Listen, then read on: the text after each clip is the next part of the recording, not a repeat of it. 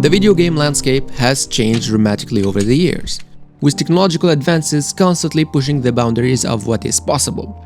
Among the various pursuits within games, the quest for realism stands out as exceptionally an intriguing one.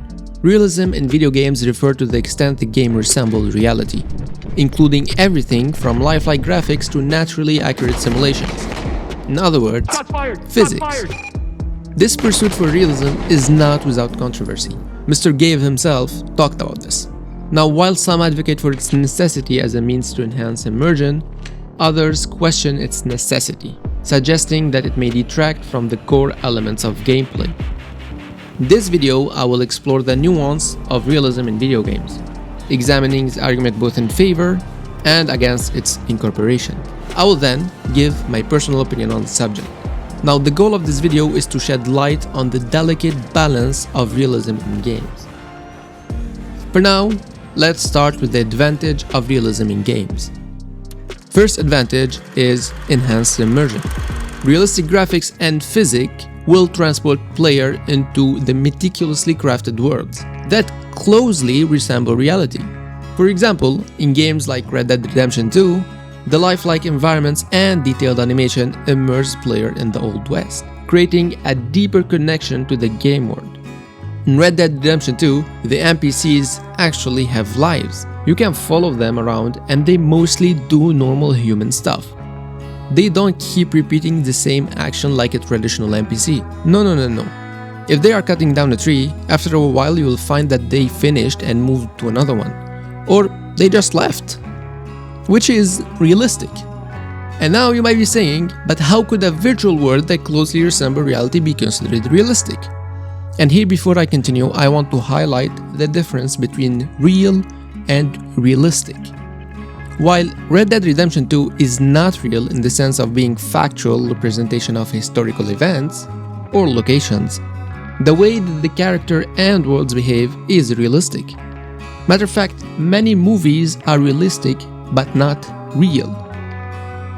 Now on to the second point. The second advantage of realism is authentic experience.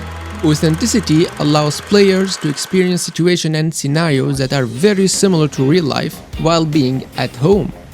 Accurate depictions of flight control, weather, and flight behavior in simulation games such as Microsoft Flight Simulator provide a realistic experience for aspiring pilots and flight enthusiasts.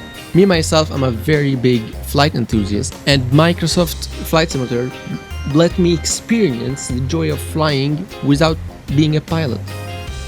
Now obviously here, realism is the most important aspect of the game. Matter of fact, actual pilots regularly train on Flight Simulator, simulating harsh weather and emergency cases that you would not often encounter in real life. Well, unless you're flying a Boeing. This controlled training is way less risky for pilots and way less expensive.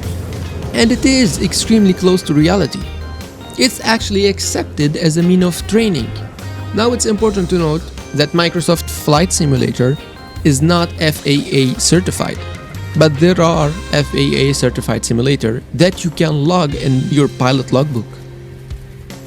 Last but not least, emotional engagement. Immersive reality can trigger strong emotional responses from player, which will ultimately enhance the overall gaming experience. For example, in narrative games such as Last of Us, realistic characterization and nuanced storytelling provide a deeper emotional impact, and it draws player into the story. Who could forget this precious reaction?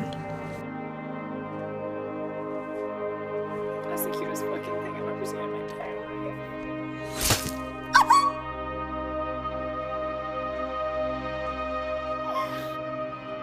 To reach this level of immersion with the world and to be invested in the story unfolding and in the character's development, a high level of realism is needed. At least, that's what people who support this argument will say. Later I'll give my opinion on all of those arguments, but for now I'm just stating them. That's enough of arguments for realism. Now let's take a look at the arguments against. First argument is obviously the gameplay freedom. In genres where gameplay mechanics are central, such as first-person shooters or action-adventure games, strict adherence to realism may hinder gameplay dynamics, and it will ultimately limit creative freedom. For example, in Doom, exaggerated weapon and fantastical enemy contribute to fast-paced gameplay that prioritized fun over realism. By embracing this fantastical element, Doom is free to create whatever monster, weapon, or movement it needs to make sure that the game is fun. Gaben Newell, the godfather of all gamers, said in an interview, "I have never thought to myself that realism is fun." Be sitting in a design review and somebody say that's not realistic, and you're like, okay, what does that have to, like, explain to me why that's interesting, because in the real world I have to write up lists of stuff I have to go to the grocery store to buy. And I have never thought to myself that realism is fun. I go play games to have fun. Now, on to the second point against realism. Escapism and entertainment. Many players turn to video game as a form of escapism, seeking immersive worlds and fantastical experiences. Realism undermined this escapism by grounding the game too firmly in reality. Games like The Elder Scrolls or The Witcher thrive on their fantastical element, offering players an escape from the constraint of everyday life. Now, it's important to note that while The Witcher have a very detailed world and believable characters interaction, it's still a work of a fantasy fiction with magic, mythical creatures, and supernatural elements. But the characters and everything in the world behave according to the rules of this fictional world, and thus immersing the player in the world as well. Take for instance, Team Yennefer or Team Triss. Players became deeply invested in the relationship conflicts and choices presented in the game, despite its fantastical nature, and the passion with which players defend their chosen character highlight the depth of immersion achieved. The ability of The Witcher to captivate player and spark such passionate discussions demonstrate the power of immersion despite it being a fictional universe without realism. Now, the last point against realism is technical limitation. The pursuit of hyper-realistic graphics and physics imposed technical limitation on game development, leading to longer production times and increased hardware requirement. Each game nowadays is taking 100GB of storage, and that's very much annoying. You can have like 5 games and each update is also 100GB. That's never heard of. That's very new.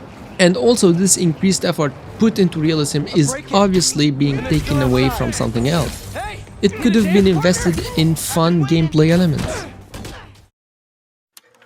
Up to this point, I haven't given my opinion. I mean, my opinion is kinda clear from the way I'm presenting my arguments, but I haven't officially given my opinion. I have exposed the argument in favor of realism and the arguments against realism. But now, let me tell you what I think about it. Realism should not be regarded as a binary variable, first of all. It shouldn't be considered something to turn on or off. It should be more of a scale. For certain games, this scale will be cranked up to 100. In games like Flight Sim or Truck Sim, realism is the core element of the game, so it has to be on max. Whereas for games like Doom, where realism negatively affects the gameplay, realism has to be very low on the scale. I mean, you would still need some realism, you would need gravity, and you would need feedback for each action, like action and reaction, Newton's third law, but without the constraint of realism. Now, let's talk about games in the middle. For shooter games, unless you are going for something hyper-realistic like Unrecorded, I don't think you need to focus on realism.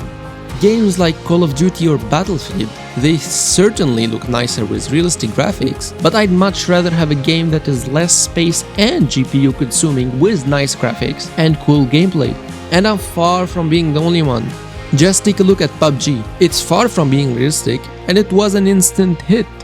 The same goes for Halo, Apex, and Valorant.